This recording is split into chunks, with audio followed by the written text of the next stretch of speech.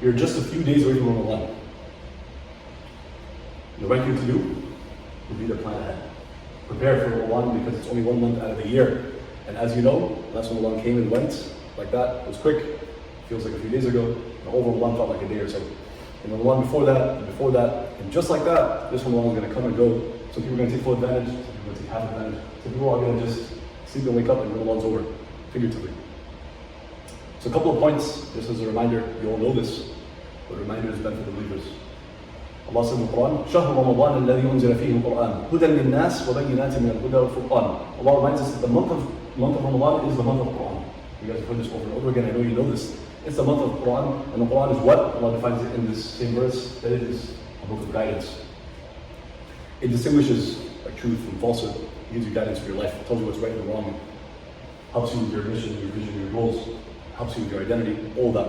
The Quran is a constitution. It is our guide. It's the best, this is my phrase, it's the best self-help book of all time. Some of you are probably thinking like, yeah, Ramadan's coming, I can't wait, I'm going to read the Quran 3 times over. I'm not mentioning any names, but I know some of you are like overzealous and very always excited and always are ambitious, nothing wrong with that. Some of you think you can read the Quran 3 times and some of you will, most of you will not. I want you to know this, there is no minimum. And something is better than nothing. So if you are able to read 1 line a day, 1 ayah a day, maybe some of you can read a page a day, some of you can read a juz a day, but I'm going to guess most high school students are not at that level. If you haven't really went throughout the year, it's unlikely that in 1 month you're going to 10x it or 100x it, but it's possible. But if you can read 1 ayah a day or 1 line a day, don't beat yourself up. That's where you're at. That's where you're at. Allah doesn't judge based on the results, He judges based on the effort. Somebody can read 1 ayah a day and get more deeds than someone who reads a juz a day. You might be like, come on, that's not fair. It's fair. In school, and in life, and in business, and basically every aspect of your life, it's about the results. Nobody cares how hard you worked, they care about what your grade is. Is it or not, it's rhetorical, don't answer, but is it or is it not possible for someone to study harder, but get lesser grade than someone else? You all know it's definitely possible. Similarly, it is possible for someone to put in more effort and only be able to read a less amount or memorize a less amount. But in this case, school, no one gives a you know what about your grade, about your effort, no one cares about your grades. Your parents won't ask how hard did you work. They're like, what are your grades? Not good enough. Yes? Never good enough.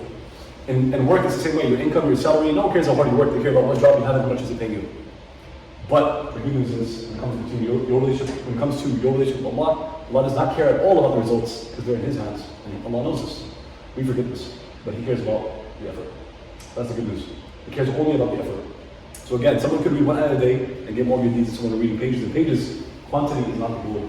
It is your effort and it is the quality. It's your intention. I want to remind you all that there are people that we all know, your relatives, your uncles, grandparents, some of them even friends. I'll give you some examples that were here with us last Ramadan. They're not going to be with us here today or in this coming month. Again, there were people that were with us in Ramadan last year. They fasted with us and prayed with us. They went to school with us possibly, or they're relatives of yours, maybe back home, maybe here. But they're not with us this Ramadan. So even though you're thinking like, I'm young and like I'm gonna live forever, this is like 1 Ramadan, but I have probably 30, 40, 50 more to go. It might be true, it might not be true. I'll tell you this, one of my good friends growing up, I used to live in Austin. We went together at elementary school, middle school, Islamic school. We literally, me and this friend of mine literally competed in who's gonna remember to know Quran and all that. It was like a rival in school, and grades and all that. So we're 28, both of us. And just this beginning of this year, so like January, it's been like 2-3 months. Look at that, 2022, remember 2022, oh, new year, all that. It's already been like 1/4 year, it's already done. Just to tell you how time flies. But anyways, the beginning of the year, like the first few days of January, we found out that his younger brother, who was 20 years old at that time, passed away. Nobody expects a 20-year-old to pass away. Nobody expects a 20-year-old to pass away.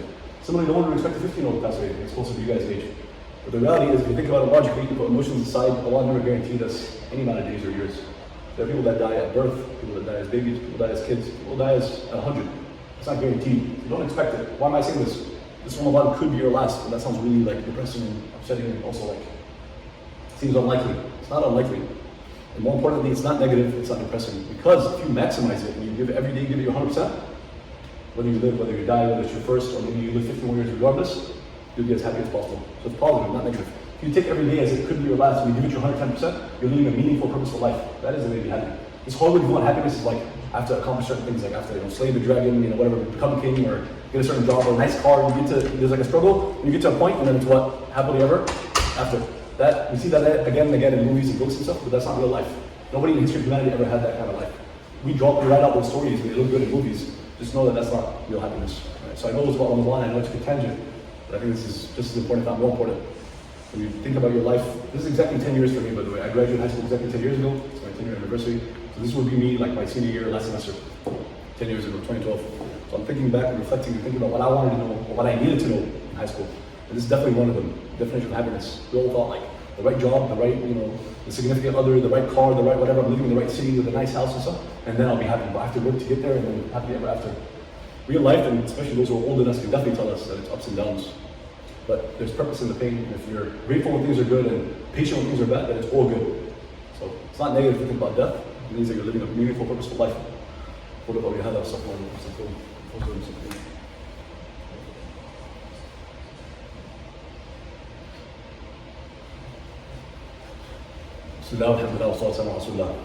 back to the topic of Ramadan, first and main reminder was that it's the month of the Quran. Take full advantage. Read as much as you can. Read it in English as well as Arabic first, but then read it in English as well, or whatever language you can really understand the meaning if it's not Arabic for you.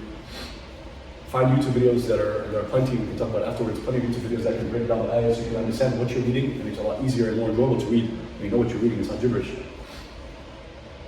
The second point would be about dua. It's also the month of dua. So there's gotta be, I've never met a person in my life, and I've met thousands, that isn't hoping for something more out of life. There isn't something that they're struggling with. They wish their grades were better. They wish they had more friends. They wish they had a nicer car. It's endless. Just fine. But this is a month to make dua for all those things. And don't feel bad like there's good things I should be asking for, like Jannah, and say with hellfire about like grades in school and friends and like a six-pack. It's not bad. When it's between you and Allah, you can ask for all those things. You can't ask for something that's haram, but none of those things that I mentioned were haram. Just because it's quote-unquote dunya in the sense of like, house, car, money, and so on, doesn't mean that it's shameful to ask for. You get good deeds for asking Allah no matter what it's for. So don't be ashamed to ask for these things. And you want them, it's natural. Hopefully you get them in a way that's appropriate, you spend your money, etc. in a way that's appropriate. But money in and of itself, fame in and of itself, looks, status, body, all these things that might seem like worldly are not in themselves good or bad, they're neutral. It's about what you do with them. But anyways, this is the month of dua, so ask Allah for everything. You deep down your desires, what your heart is always after, what you're always thinking about, what you wish you had, this is the month to ask for it. But know that you won't obviously make dua and then it's going to happen. It's not a genie, 3 wishes, kind of Aladdin type thing. It's you work for it, you put in your 110%, and you make dua for it. And then if it doesn't happen, it's really tough. I struggle with this as well, not at that level, to be honest, spiritually, but it's supposed to be that you make dua for it 100%, and then you work for it 100%, which is great. And you didn't get it, you know that means it wasn't the best thing for you. But that's really tough sometimes, to be like, how can being poor be better for me? How can having bad grades be good for me? It actually can. But you have to kind of reach a higher level of your relationship with Allah before you recognize that just because people don't like it, just because people criticize you, just because it doesn't look as good from the outside, doesn't mean it's better for you. But that's why we said, being grateful for when things are going your way, you're having a good day and everyone around you is like praising you and hyping you up, you're grateful, you're not like egotistical. And then when things are rough, you're patient, you're not like complaining. Both those are tough. That is the way for it all to be good deeds, for it all to count for you. That's the way to be in the highest level of Jannah. One last thing, Quran, dua, and one more. Do your best this month to seek forgiveness from Allah, and to do your best to change bad habits into good habits. It's something that's a lifelong thing. I don't know anybody that can not do any better in life in terms of their habits and their lifestyle. Everyone can always improve. There's always levels. The highest level of Prophet Muhammad Sallallahu Alaihi Wasallam, you guys can't possibly be telling me you're praying all day and fasting all night. Stop. Reading Quran all day and praying all night and fasting all day and serving all society, the poor and the homeless and not necessarily at that level, right? You can never get to the 100%. You aspire for it. But what I want is especially time out of the year where you especially want to really, really analyze and reflect on what those bad habits are that you wish you can get rid of. Even if you just pick one. In fact, I'll recommend one per month. Ramadan, just pick that one. You might have multiple habits. If you want to cut down on music, you watch too much Netflix, and 1, 2, 3 other things. You talk to people you shouldn't, you go places you shouldn't, talk about things you should, whatever, like 5, 6 things. Pick one of them. You think it's probably the one that's really affecting your relationship with Allah, or that you really will help in your personal development. Pick one, and you spend a month doing your best to cut it down.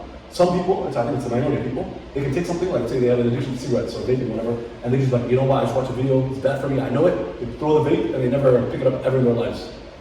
I think that's the minority of people.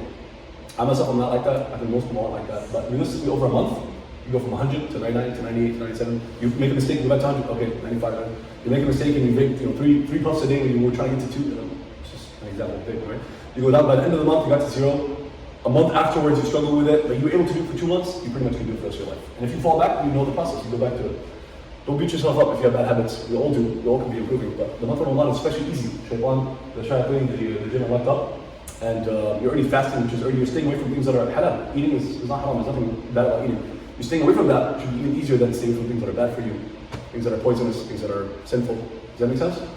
So remember the Quran, remember to make dua, and do your best to seek forgiveness for all the mistakes that we made since last Ramadan. We made plenty, all the sins. And pick maybe one bad habit you want to work on this Ramadan.